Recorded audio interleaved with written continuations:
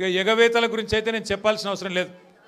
ఆయన పేరు మార్చుకోవాలా, యనుమల రేవంత్ రెడ్డి కాదు, ఎగవేతల రేవంత్ రెడ్డి.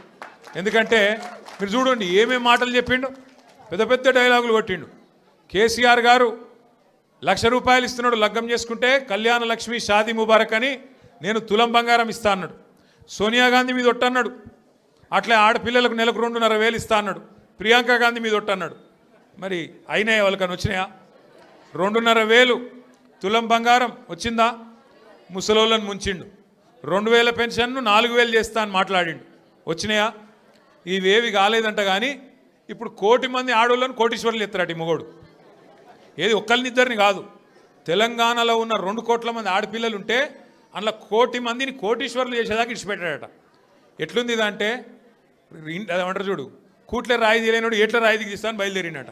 నెలకు 2,500 ఇయనికి ముఖం లేదు.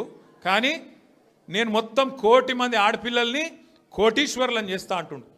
1,00,000 మందిని కోటీశ్వర్లు చేయాలంటే నాకు కొద్దిగా లెక్కలు చక్కగా రావు. 1,00,000 మందిని కోటీశ్వర్లు చేయాలంటే ఎన్ని కోట్లు కావాలి తల్లి? 1,00,000 కోట్లు కావాలి. మరి మన బడ్జెట్ ఎంత? 3 లక్షల కోట్లు. ఎన్ని రోజులు కావాలి మరి? మీరు నేను బతుకుంటామా 1,00,000 మంది కోటీశ్వర్లు కావాలంటే?